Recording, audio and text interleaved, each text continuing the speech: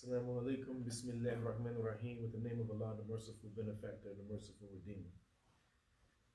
Today I just wanted to talk about some of the things that are happening with Masjid William Salam and happening in the community and what we can do to be a part of the community, to be a part of the Masjid community as a whole, Park Place community, City of Norfolk community, State of Virginia community. There's some things that are going on, particularly for the masjid, that I wanted to make sure the community is aware of. So after Juma, inshallah, each week I'll have a Arabic class beginning around 2:15. I want to make sure this is established because I have been trying to do it for the last couple of weeks, but we have had new shahadas each week, and I get pulled in a bunch of different directions. So if I establish this, then that way we can get started on it at 2:15. And people that are interested, if they've left off work already, they can stay another 30, 35 minutes, and we'll start on just the basic fundamentals of the letters of Arabic, the Arabic alphabet, and how they look at the beginning, middle, and end of the word. So what my intention is to get everyone enthused about learning Arabic, learning Quranic Arabic, so they're able to read and recite on their own. Your salah will become much richer when you have a plethora of Quran, surahs, and ayat to add to your salah, things that resonate with you. And once I teach you the basic fundamentals of recitation, you'll be able to recite any verse from the Quran, and if it's something that really resonates with you, you can put that in your salah. So that's my intention, inshallah. So after Juma, each week, 2:15, we'll start the Arabic class. I also wanted to remind people of Aaron's Arabic class. That is at 11 o'clock on Sunday, every first and third Sunday. Obviously, learning Quran is of great importance. I think it is something that, obviously, it's obligatory for us to know some Quran. But the more that we all know, the more we familiarize ourselves with it, the more we can brush off with one another. And what we know of the Quran, we can give it to one another. And ultimately, inshallah, the next generation will know more Quranic Arabic until it becomes a language that we are familiar with, and we can be bilingual. Most people in other countries are bilingual or multilingual. We're the only nation that thinks it's okay to learn one language. And this language that we learn is the oppressor's language that was given to us, forced on us. When I went to Mali, brothers that I ran into knew 3, 4, and 5 different languages. We here are limiting ourselves, and I don't think we should. In conjunction with that, I have a Zoom class that I will resume now after Ramadan is over. It is on Wednesday at 6 p.m. It's a Zoom class, and if you're interested, reach out to me and I can give you the Zoom link. And it doesn't matter how proficient you are, you can at least listen in until you're comfortable with doing the recitation. What we do is everyone takes one ayah, and they read that ayah, and then the next person reads theirs, and then the next person reads theirs until it gets back to you, and we start all over again. Just a way for us to practice our recitation. So practice what you've learned. So if you come to the Arabic class after Juma, eventually you'll be able to recite Quran to some degree. And if you recite slowly, that's fine. We all can learn from one another. And while one person is reciting, you can recite silently to yourself until you're comfortable doing it aloud. So that one recitation is Wednesday at 6 p.m. and then we do another recitation Saturday at 1 p.m. So if you're able to make one of the other classes, we'll be able to do that. So we'll practice Quranic recitation. And if you don't know any Quranic recitation, you can always come and just listen in. that is beneficial as well until you get yourself comfortable with reciting.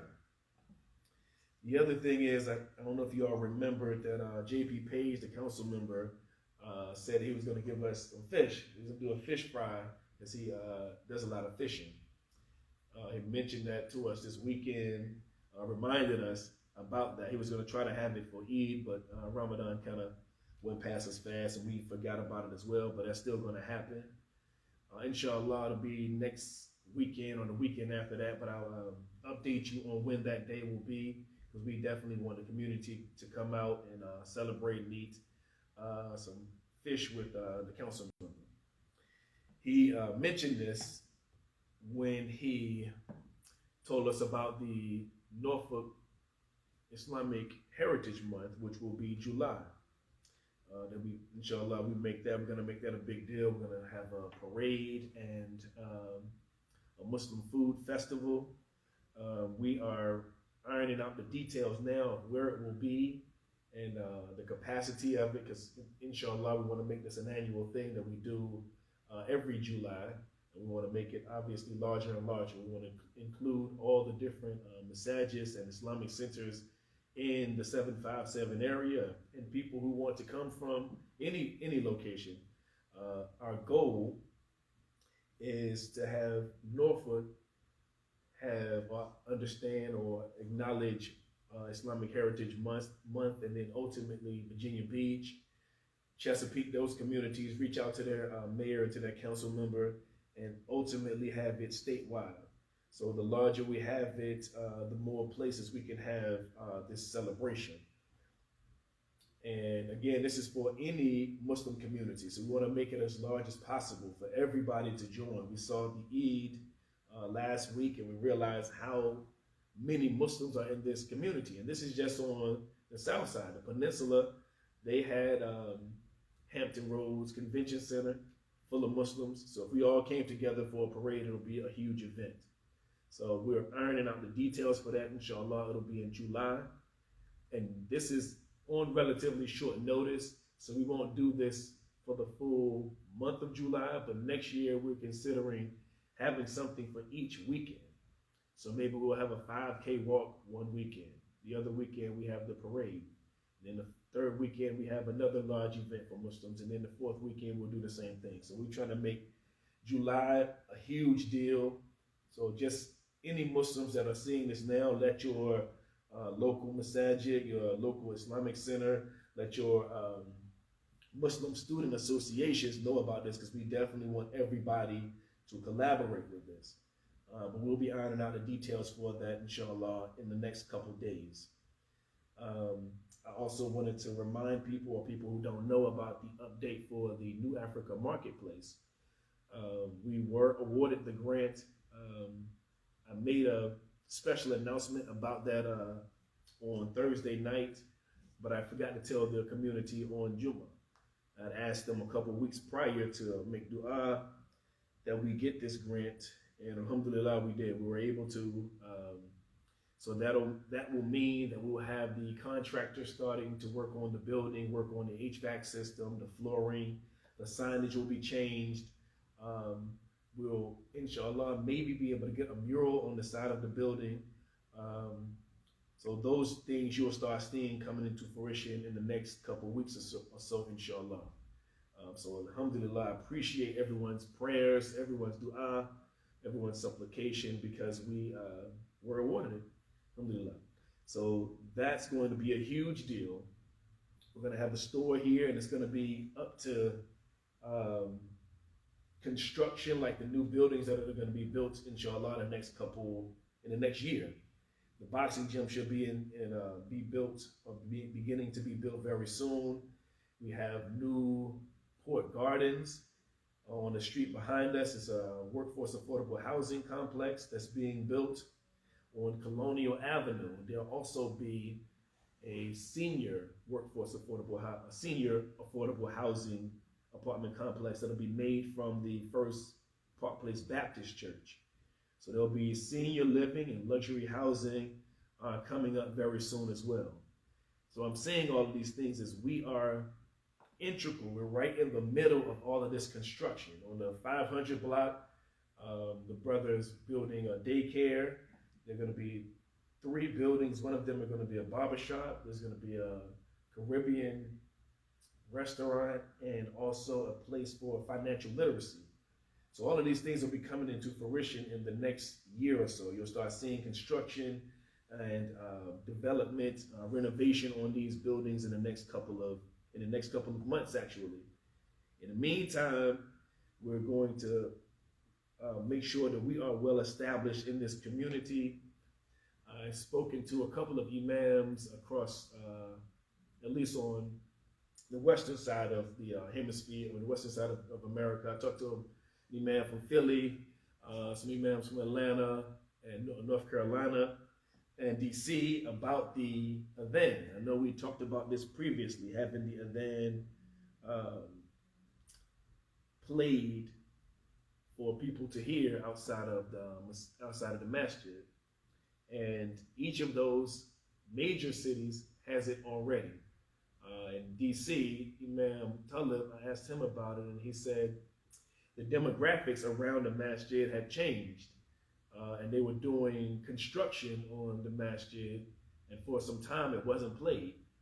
And by the time they had finished construction, a new demographic had grown around the masjid who weren't accustomed to hearing the adhan, but the mayor spoke up for them because it was a known fact that they called the adhan 5 times a day, as long as they didn't have it too loud to disrupt the neighborhood, but everyone in the neighborhood or the surrounding community could hear it. So because it became a staple, even the mayor and the council members were behind it as well. So that's something that I want to implement now before Park Place changes into what I see it becoming in the next year. So we'll be a huge staple in the middle of this construction, have a store in the middle of this construction, and also have the prayer call 5 times a day, inshallah. So we're gonna work towards that. Also, I went to the budget committee meeting on April 10th to talk about the flooding that is happening with the 500 and 600 block. I told them explicitly about what happens to this masjid because of it and how it affects our worship to the extreme. Because we pray with our faces on the ground, it is more impactful to us than even the other businesses around here. We had a couple of brothers and sisters that came to support, but we need everyone's support. What I'm probably going to do for the next Jummah is have a petition signed so everyone can sign it, just saying that they're behind this so they can gear their budget, some of their budget, towards helping the flooding problem that's happening on the 500 and 600 block. So I spoke to them as a resident of Park Place, as a patron of Park Place, as the president of the Park Place Business Association, as a business owner, since we're owning a new Africa marketplace, and as imam. All of these different things are affected from this flooding. And since they've given out facade grants primarily for 35th Street and for Riverview, I told them it would only make sense to protect their investment by fixing the flooding, particularly in these areas and these businesses that will be affected by it. Because as soon as someone falls in one of the flooded waters or their car gets stuck in it, they're not coming back to 35th Street. So there's no need to donate or no need to have grants for hundreds of thousands of dollars if we don't fix the flooding problem. And in fact, the boxing gym is expected to be about $2 million, a $2 million endeavor. So to protect that endeavor, we would need to have our flooding and sewage addressed. But I need your help. One person speaking is not as powerful as a whole community speaking. So we definitely need your help in supporting that. On the city council members' website, they have the council members' email address. You can email them directly and say, I want funding to correct the problem with flooding happening on 35th Street, on the 600 block and 500 block, because you go to the community of Masjid William Salam. You don't have to live in Norfolk. your place of worship is in Norfolk. So you can send them an email saying you want to get this resolved. And they will hear your voice louder than they hear one person's voice. The next thing I want to talk about is yesterday I went to the Eid Fest in Atlanta. Me and a couple of other brothers drove down there and came back this morning, and it was a spectacular event. It was eye-opening.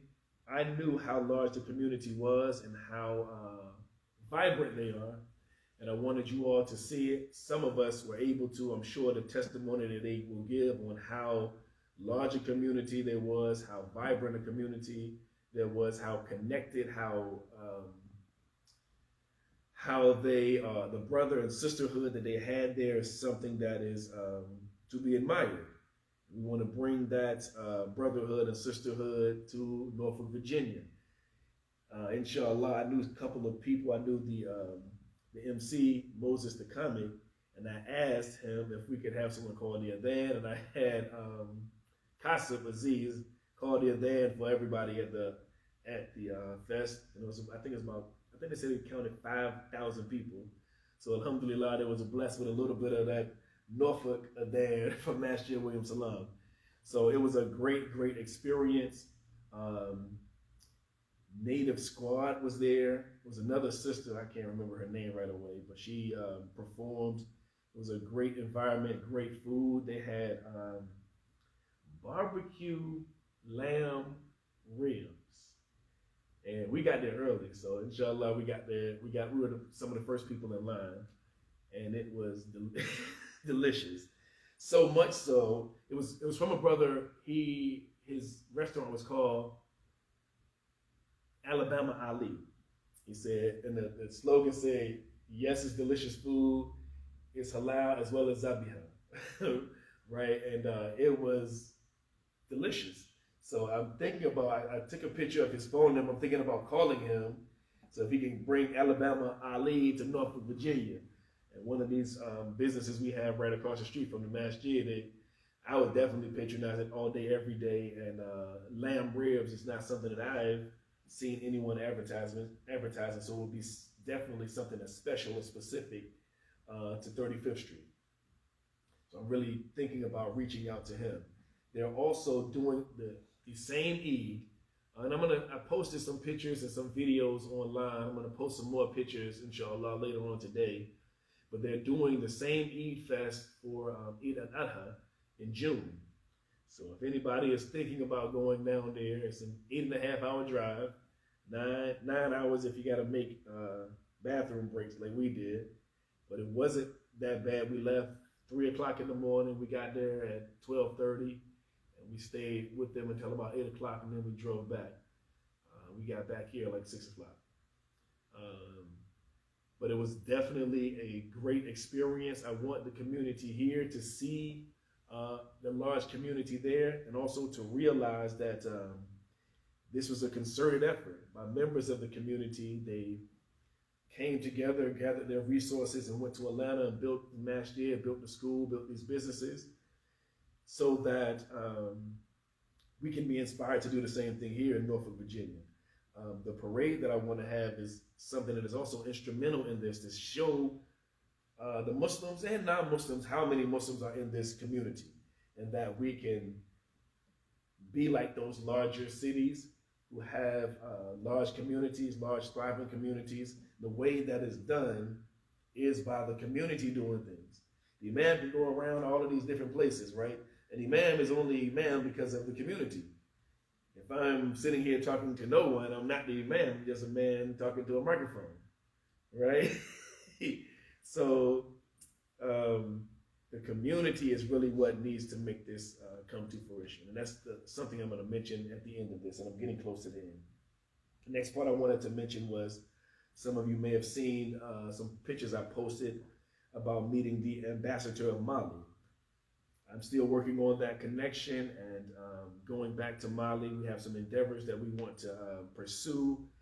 And once those come into fruition, I'll give you some more details on it, but you know for certain that I'm working on the manuscripts from Timbuktu. The ambassador told me that When we go back to Timbuktu, to let him know, he'll give us a guided passage right to Timbuktu, so we should not have any issues at all going back to Mali and to Timbuktu. And over Timbuktu is a place called Dogon Country. I want to go there as well. So I will let you all know when I'm headed there. But the ambassador of Mali was more than happy that African Americans were interested in Mali, interested in this African and African American connection. They were elated. They gave me all kinds of advice, all kinds of contact information. In fact, someone in Richmond now, some entity in Richmond is already doing work with Mali now, and they want me to get in contact with them so we can build a bridge just towards making sure people go from Mali, from America to Mali, especially the African American, so they can get a taste of what Africa is. Mali is, as I told people previously, is inland, so it has more of that true African feel. It doesn't have the influences from the other nations coming there back and forth. This is really probably one of the authentic expressions of African culture, of Islamic culture. It's about 93 to 95% Muslim, so you'll be right at home there. It's a great experience, and I'll definitely let you all know when I'm scheduled to go back, but inshallah it will be very soon. When I went to North Carolina, I met with Imam Salahuddin. We were at his house, me and a couple of other brothers, another Imam from Philly, and we talked about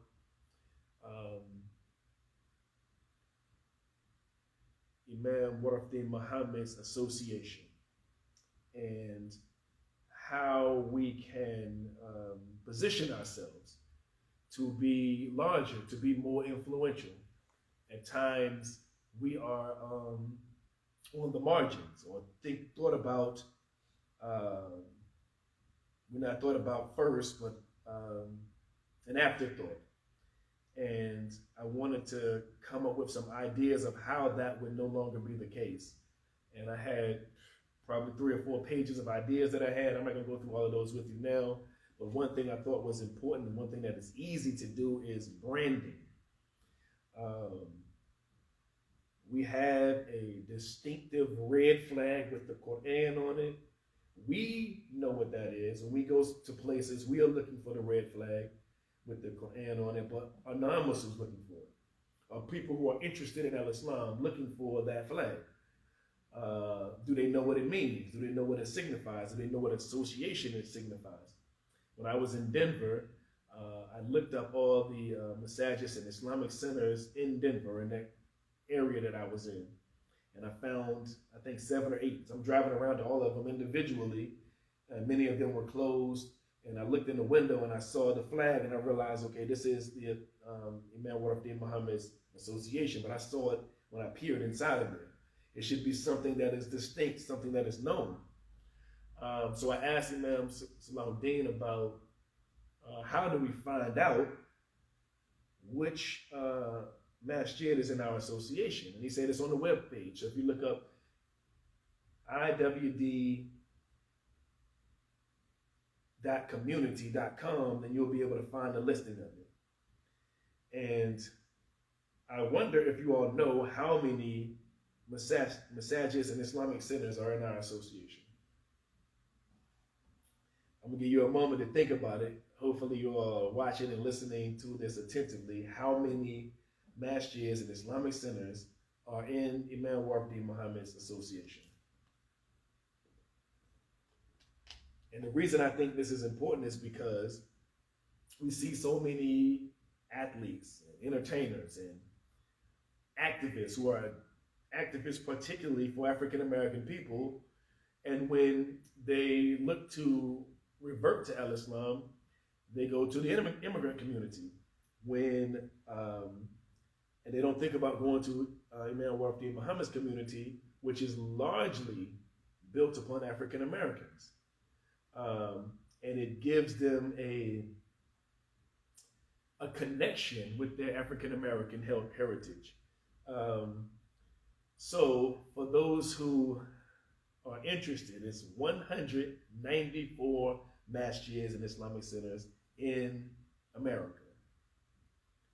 Why don't we know this? This should be something that everybody says every time at every khutbah. So if it's 194 people will be looking for, there should be 194 flags in those windows of all 194 masajids and Islamic centers. And it should be on our web pages. It should be on our Facebook page. It should be on our Instagram pages. So people see that red flag and identify that with Muslims who were born and raised in America. From 1975 until now, almost 50 years of practicing this religion of Al-Islam in this association. So there was a brother who came a couple of weeks ago. He says he lives very close to a masjid in Virginia Beach. He said he went to that masjid and he saw mostly immigrant Muslims, and he didn't know how to fit in or whether he should still be there. He said he didn't see almost any African Americans. So he wanted to find some African Americans because he wanted to get the experience of African American Islam. So he looked it up and he found our masjid and he came here. And I told him that you can learn Al-Islam from any masjid. I said, if that one is close to you, you can learn Al-Islam there. But if you want the experience of an African American or an American, you would go to a masjid that is from people who were born in America, because our expression, our experiences would be different from someone who's from another country, whether they're from Pakistan or Palestine or wherever. If they're from Africa, our experiences would be different from a person who's from Mali, or who's from Ghana, or who's from Gambia, who's Muslim. So they are dealing with some of the issues that we've already dealt with our entire lives. Racism, classism, some being uneasy when you're around people that are different from you or different cultures from you. They speak differently from you. They eat different foods from you, and they can better build their foundation at least amongst people who have the same experience as them. So this is something that is not just for the African American, but for the American Muslim. When I was in Atlanta, I looked around. There was only maybe 3 or 4 European Muslims. And I thought to myself, why aren't there more European Muslims? And I think in Western society, a European Muslim would be seen by their family as having or performing cultural apostasy, that they are leaving Western society to go to this Eastern society. Now, I think African Americans, or I think our community, Imam Warfdi Muhammad's community, can help them in this experience. Because we have been American in our entire lives, we can explain to them our expression of Al-Islam may be better than someone who's coming from a foreign country. If they're coming from Egypt, they wouldn't really be able to explain the American experience as well as somebody who is and born an American. So I said all that to say that branding is a huge issue, but also being out in the public, giving dawah, so people understand that we have something to offer. And I said this previously in a khutbah or in a ta'aleem before. If I went to Australia, I wouldn't give dawah to someone in Australia unless they came to me directly. What I would do is teach someone Al-Islam and then let them teach it to people who are Australians, because they'll better understand the experience of Australia than I would. I've never lived there. I don't know the idiosyncrasies. We know, as Americans, we know the connotations and the denotations. People know denotations. Everyone knows that, what a word means. But people of other cultures don't know connotations, what it sounds like when you say that to them. For example, an African American, or even a European American, any American period, when you mention slavery to them. So Abdullah, people name themselves Abdullah. We are Abdullahs. We are slaves of Allah. But if you tell an African American right now on the street, you want to become a slave of Allah, they'd be like, no way, I don't want to be any slave of anyone, right? But in order to explain that, you would have to understand that they have something in their mind already against slavery and the understanding of slavery. And they have a misconception of what slavery is. The same thing is true with the word Lord or with the word prayer. People think prayer means you ask God for something and that's it. But they don't understand what salat or worship means. So I said that to say, because we are English-speaking people, because we are Americans, and we were born and raised in America, we are the best at giving dawah to Americans. So we should have a concerted effort for dawah, not just for African Americans, but for Americans, period. Because we speak English, because we know the connotation of what people think about when they hear Al-Islam, when they hear Muslims, when they hear the masjid, they start thinking, when they hear Allahu Akbar, we know what people may be thinking, what ideas they may conjure in their mind, so we are best equipped to giving this dawah. So that culminates into what I'm saying now. This is a different version of what John F. Kennedy said. He said, think not of what your country can do for you, but what you can do for your country. The same thing is true of this masjid. Think not of what the masjid can do for you, but what you can do for your masjid. Just today we had a brother came and taught on Imam Al-Ghazali. Next week, Aaron will be teaching Quranic Arabic, and he'll be teaching on the language and tafsir of Imam Wafdi Muhammad. Then we have Senegalese doing Quranic memorization. And we have a sisters' tea time that is coming. We have sisters doing reflections on the Quran. I said all this to say all these things are happening from the community. If you decide to do something that is halal, something that is permissible, and you are not necessarily interested in recitation, or you're not necessarily interested in the tea time, if there's something that you want to implement to keep these masjid doors open on another instance, or another time, or another day, come to me. I'm not a person who is averse to different things happening in the masjid. We had a brother that was doing painting class, and we were all in here painting. We had grandmothers, mothers, and grandchildren in here painting. So there's things that I want to make sure this masjid is thriving at all times. But I can't do everything myself. I can't set programs up myself. But if you, the expertise that you have, you bring that to this masjid, then we can move forward in a positive direction. Next year, 35th Street, Park Place that we're living on will not look like it does right now. We should have something where people ride past this place and it's like, what's going on in there? I want to go in there. That can only happen from you. That can only happen from the community making this place thriving. We had a game night. We should continue that. We should have feeding the homeless. We were talking about a 5K where we just do a run walk around the neighborhood, doing the cleanup of the neighborhood. Whatever else you can think of that is halal, that is permissible for Muslims to do, I want this implemented. But I can't think of all of the things to do, and I can't spearhead everything there is to do. There's a podcast that I want to get implemented. One for sisters and one for brothers. I reached out to a couple of people about that. That's something that we definitely need to capitalize on. People want to listen to podcasts. They want to listen to the Muslim opinions on current events and current issues, especially coming from our community. They value our voice, but we don't have one. We don't have a voice saying what we think about this situation. I also wanted to implement or to build a museum, even as a small museum in this masjid.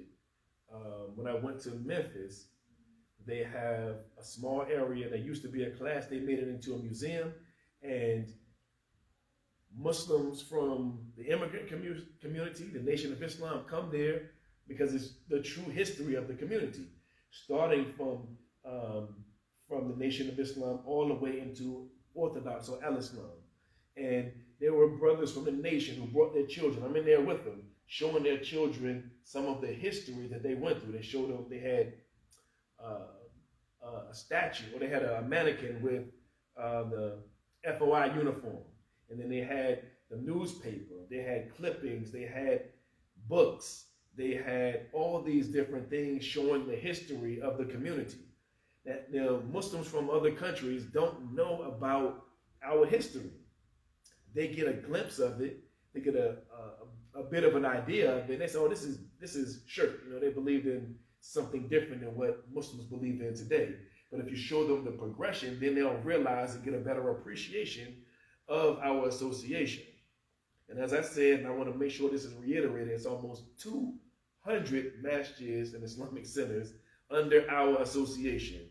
So there should be people that's taking the Shahada all the time. We should be seeing that all the time around this nation. We are the best and most equipped, in my view, to giving dawah to the American population. But we have to get outside these doors and go talk to people.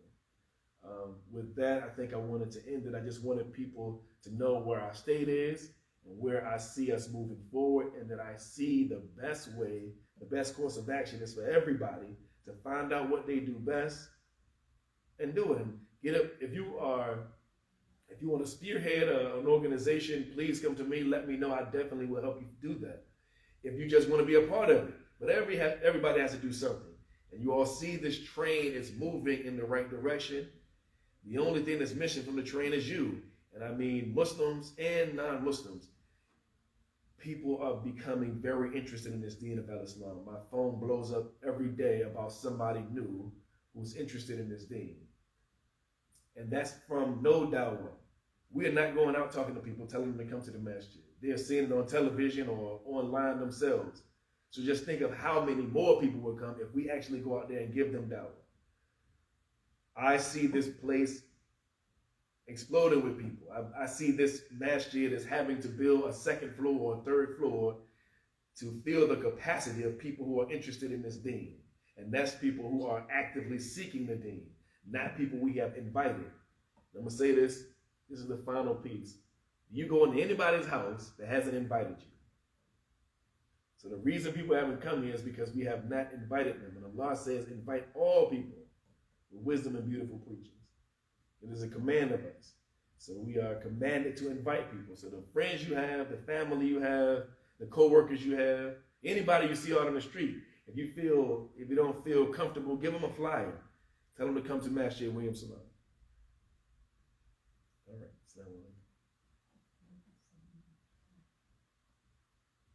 Where's the flyer? I was talking about those flyers that we have out here because I have all of them stamped with Masjid William Salam. The books that I give out, I have them stamped Masjid William Salam. So I thought Lynette was coming in here. Yeah, she gave me salam. She had to leave apparently. I was looking strange because I'm like, what happened? Right. The class went over, but I like that class anyway, so that didn't bother me at all. Plus, I didn't have anything that was me necessarily teaching, but it's something that I wanted to let the community know. But this is good information. I mean, the thing is, like you talking about the videos and the pictures and et cetera, most of that, I guess you put it on Facebook. So I never see any of it because I'm not on Facebook. I'm not on, different, and I don't know, do you put any of it up on your YouTube site? I put some of the videos on there, but not a lot of them. I need to do that more often. Because I don't have I'm not doing Facebook, so I don't have another way to access some of the stuff. I found out that there's a couple people here who disconnected from social media as well. And it's a good thing. I disconnected from it for Ramadan, except for when we give the khutbahs, I have to log in order to do Talim and to do Jum'ah. And it was something that I actually encouraged people to log out of. There was a clip that Denzel Washington said he encouraged people to get off social media. He said, people don't think they're addicted to it. He said, I can show you that you are. Just don't go in there for a week. See if you can make it, right? And it is true. People are addicted to it. But it can be used for it can be a very powerful tool. And the one con I would say to social media is, or not being on social media, is this. In our Ramadan session, they had a young couple, Muslim man and wife, and they were talking about the young people. And they were pretty harsh, actually, to some of the pioneers. One question they asked the pioneers, they said, well, we're the youth, and if you're over 60, over 70, where is your children? Why aren't they here? Say, because you pushed them away, you know. The other thing that they mentioned is social media, and I mentioned this too. Because they're not on social media, they don't know what the young people are looking for and what they already know. The young Muslims or people who are interested in Islam know certain things that we don't know. They might not, they don't know as much as we know about Islam, but they know the direction that it's going in. And I realized that when I went to the ICNA conference and when I went to this conference as well. I went to the ICNA conference, and I think I told you about this. Muhammad Hijab came there, and the room was overrun with younger people, younger Muslims. So much so they gave him another session later on that evening. That's what they're interested in. They're not interested in the Ta'aleem. They're not interested in the recitation. They're not interested in these other things. So the baits to get them here may be something that's on social media. When I went to the conference also, all of the people that are on social media that have a social media presence, and they're African American, many of them are, they were at the ICNA conference. And they were advertising for someone at the ICNA conference though, which means, and which is unfortunately true, a lot of the immigrant community have more money to offer them to do advertisement for them. So they are advertising, the large percentage of them, I would say maybe the large percent of their following is African American. So the conferences that we have, that Imam Worthy Muhammad community have, we need to have them come as well. That's how you get the young people in.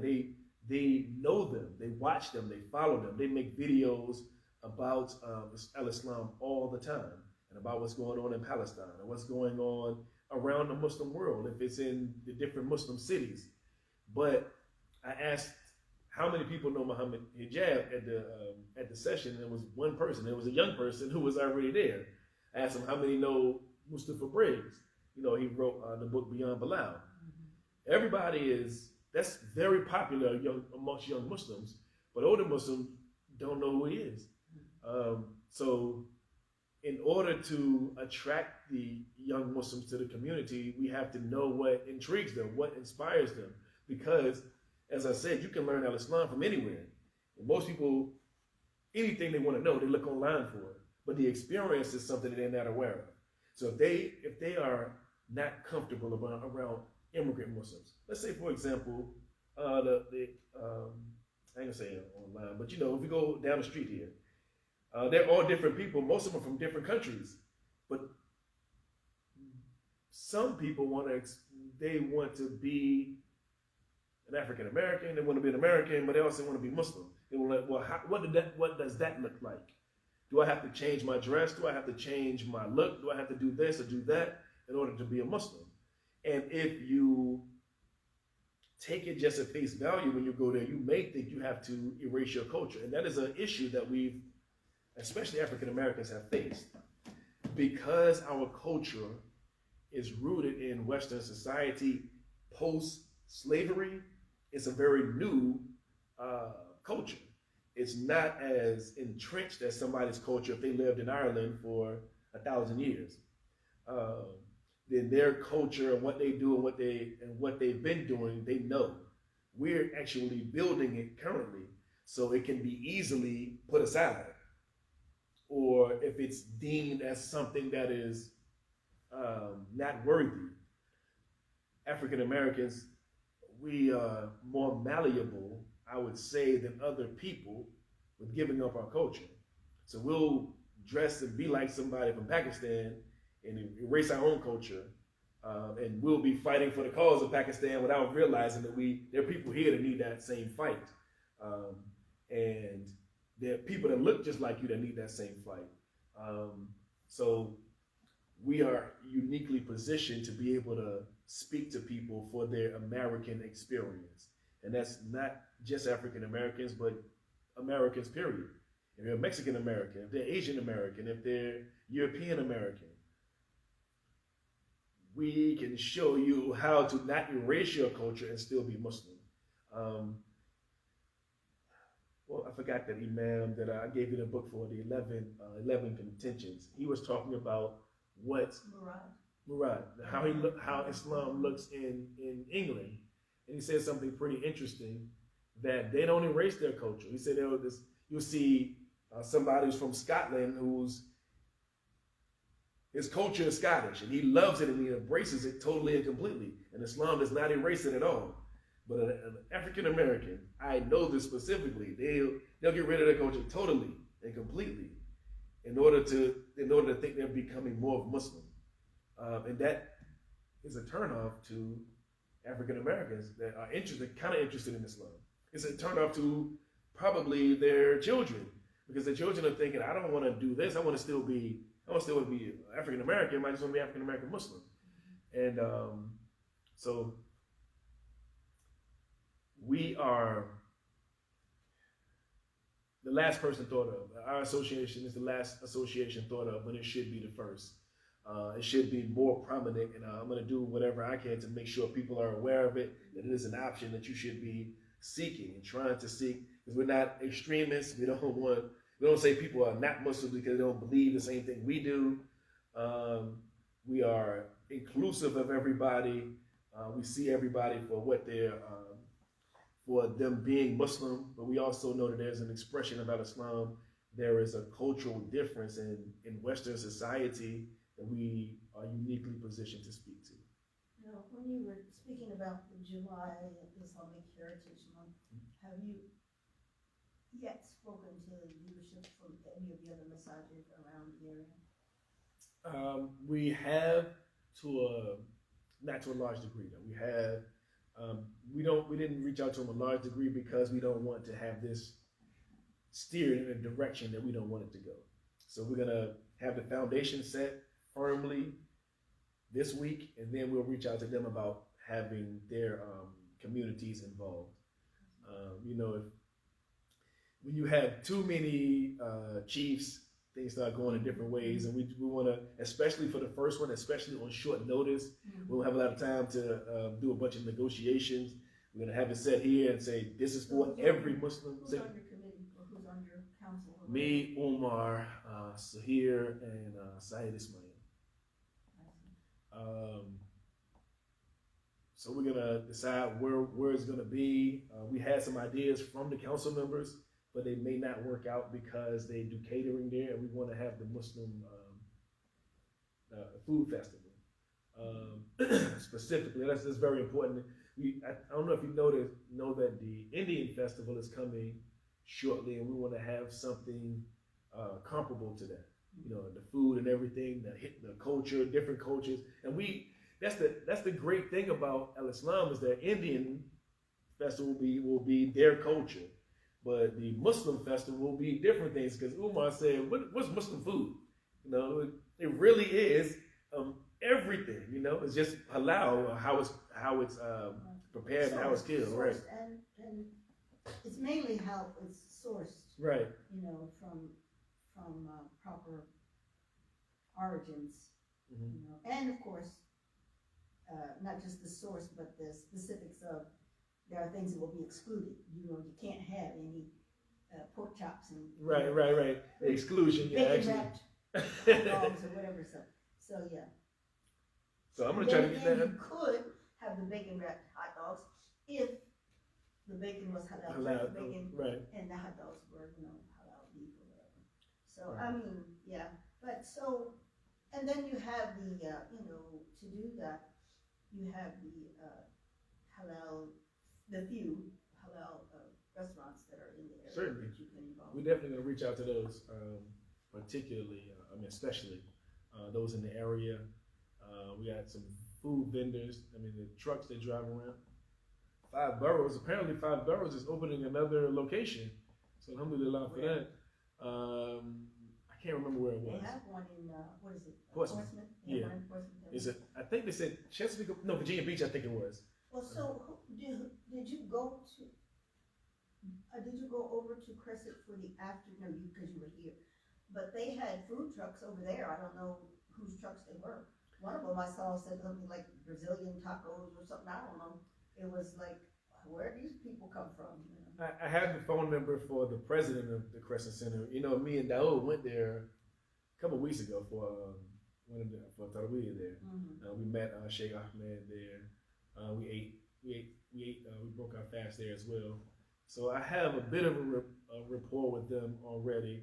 So we definitely want them to be a part of this parade and this festival. It's going to be, inshallah. I don't know how it's going to look this first year, but I anticipate it growing to be larger and larger each year because it's going to be a dawah anyway. People, we want to have it out in the open. Initially, we weren't going to do that.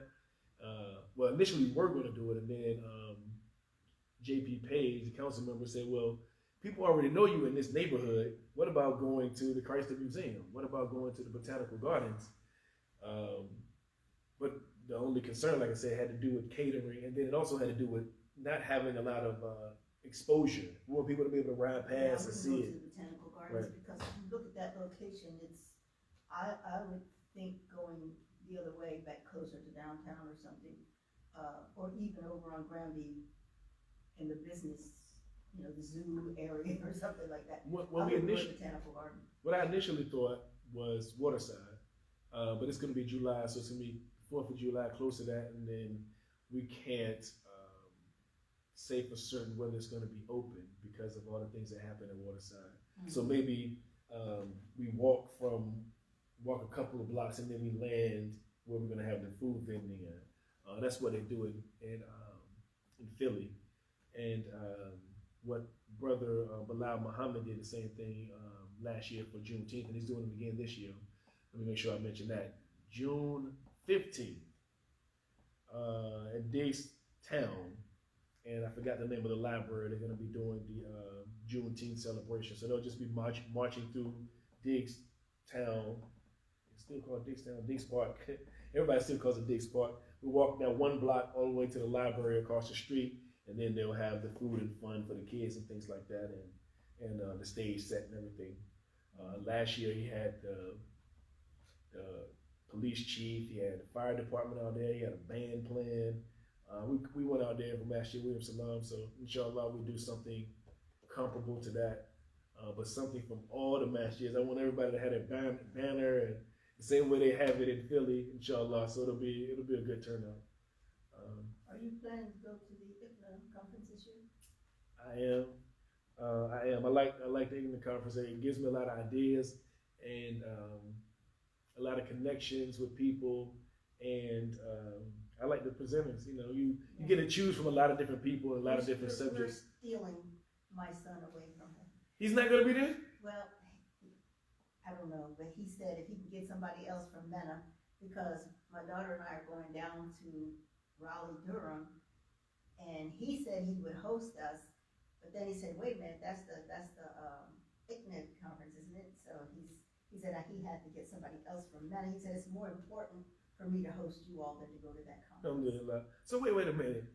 What's happening in Raleigh, Durham is what date? May 24th. It's when my grandniece who plays cello in the orchestra. Okay. Having her final concert in Aspen. Okay, alhamdulillah. I thought you were talking about, because my daughter has said she will come down and we're going to go down there and spend the weekend down there. I didn't know it was the ICNA conference, but just in general, I'm not that enthusiastic anymore. There were years when I was enthusiastic about attending those things, and I alhamdulillah for you younger people, but I kind of got burned out on that stuff. Right. I can see that's the case. Right. I can see, yeah. And, you got something else you want to do now, something else you're focused on. But yeah, I like the energy. I like seeing a bunch of Muslims all around, and then the food vendors, and then you have such an array of speakers on all these different topics. So I want to support the African American Muslims. mm-hmm. The last couple of times I went there, their session wasn't as full as I thought it should be, and because they are excellent presenters. Your son did a presentation. That was packed though. Him and Siraj. People are gonna go with Siraj. They know Siraj, and so the other Muslims they know. I think they got to know better last year, so I'm sure this year they'll be looking for them. But I want to make sure also that they see some black and brown faces in there, that's listening as well. So I think they will, especially, it's Baltimore. Mm-hmm. It's Baltimore, so you got a large African American Muslim population in that area. By the way, this year, Baltimore schools were closed for Eid. Alhamdulillah. It's an official holiday. Is that many Muslims there that they're changing legislation? That's what I want here. I mean, like, to get Muslim Heritage Month is a big deal, and it's something that's dawah in itself. Right. And they're saying, okay, a month is going to be dedicated to them. That's why I want to have something every week, inshallah, next year. I mean, really, we could do it this year. If we do a 5K walk, we just find some place to walk, run, just so Muslims can be more present.